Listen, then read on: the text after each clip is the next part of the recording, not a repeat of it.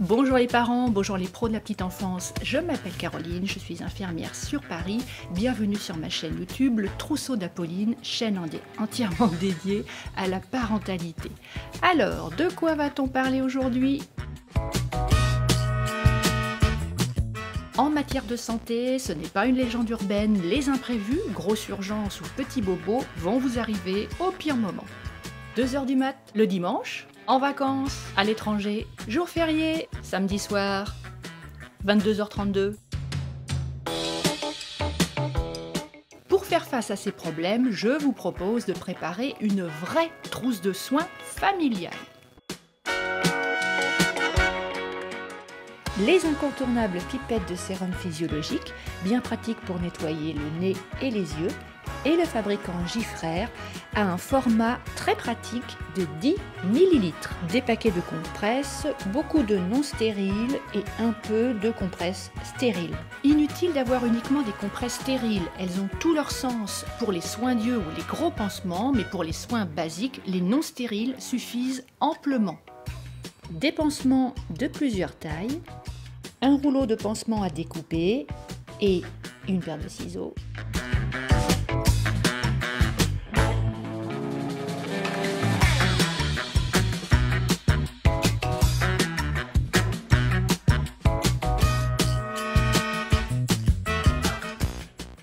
Des bandes extensibles de plusieurs tailles. Si vous devez faire un pansement d'urgence avec une bande extensible, tenez bien votre rouleau comme ceci. Pas dans ce sens, mais bien comme ça, pour le bon déroulé. Un rouleau de sparadrap. J'ai une petite préférence pour le micro-poreux parce qu'il se découpe vraiment de façon très nette. Le détail d'un soin efficace, c'est aussi la préparation du matériel. Comme de couper les morceaux de sparadrap à l'avance. Facultatif mais pratique, la maille élastique à découper. J'adore la maille élastique. Les poches de foie qui diminuent la douleur, généralement qu'on met au congélateur. On suit bien la notice, on laisse le petit tissu en place pour pas brûler la peau et ça on l'utilise pour généralement les coups, les entorses et les contusions. Il existe des poches qui peuvent être mises au frais et aussi au micro-ondes pour obtenir de la chaleur. Le froid contre les coups et le chaud soulage les maux de ventre, le petit bidou. Si possible, un thermomètre électronique et un thermomètre infrarouge, bien pratique. Une boîte de gants non stériles, une pince à épiler, des seringues de différentes tailles pour faciliter la dilution et la prise des médicaments chez les bébés et les jeunes enfants.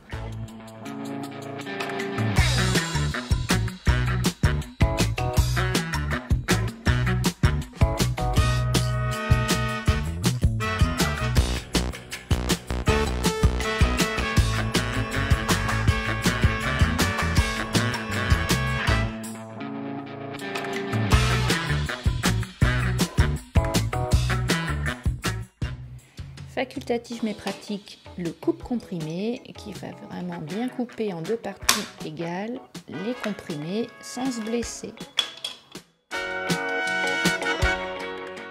Un antiseptique en spray ou en dosette individuelle, pratique à transporter. Le flacon de paracétamol et sa dosette graduée, et puis les dosettes individuelles, bien pratiques pour les sorties.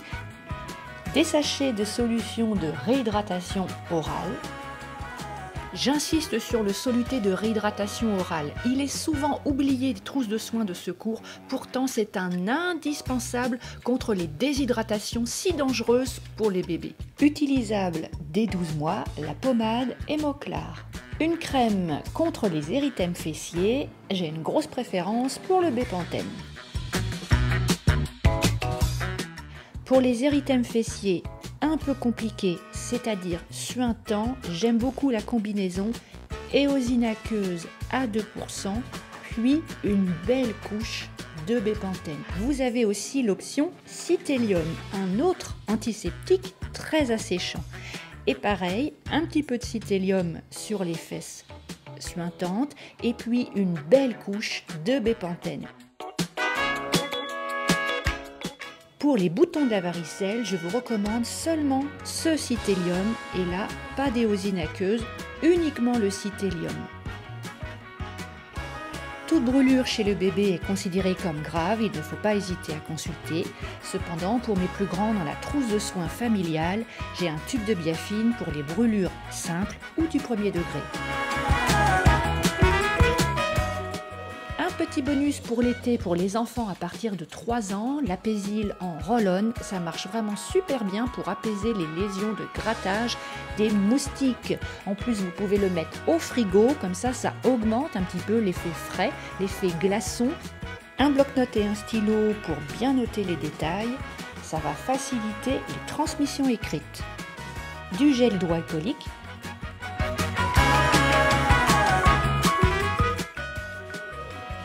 Voyons maintenant la trousse de secours des pros de la petite enfance.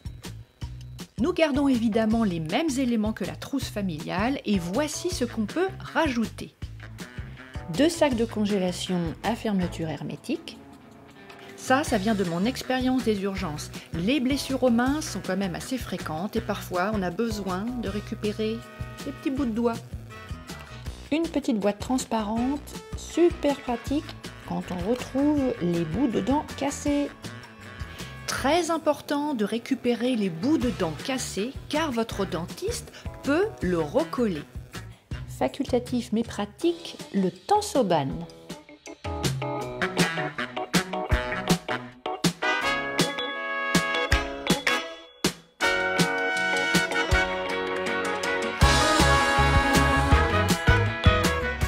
Facultatif mais pratique, l'Hypafix à découper.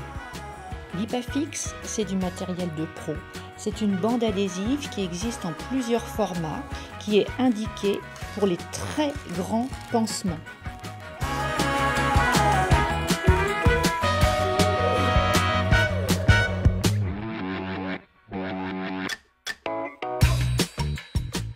Très connu des sportifs et des casse-cou, les fameux Steri-Strip. L'utilité des Steri-Strip, on veut rapprocher les berges de la plaie pour bien cicatriser et protéger la plaie. Leur indication, une plaie bien nette, propre, qui a été nettoyée et qui ne saigne plus.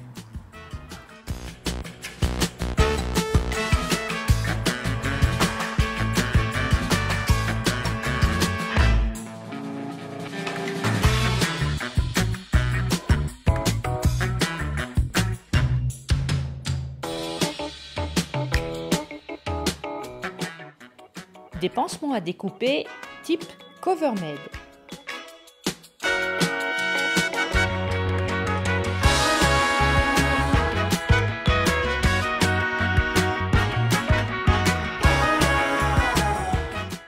Des pansements américains.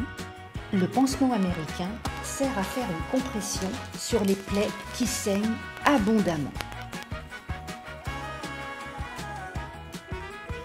Un pansement bien pratique pour les blessures très courantes des doigts.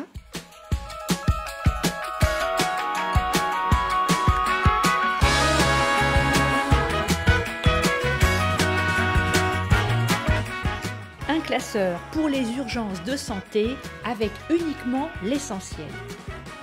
Ce classeur doit être bien connu, lu et relu et facilement identifiable par toute l'équipe. Sur la première page du classeur, on doit trouver les numéros d'urgence et le process quand on appelle les urgences, c'est-à-dire donner ses renseignements, donner la description de la victime et expliquer ce qu'on a déjà fait.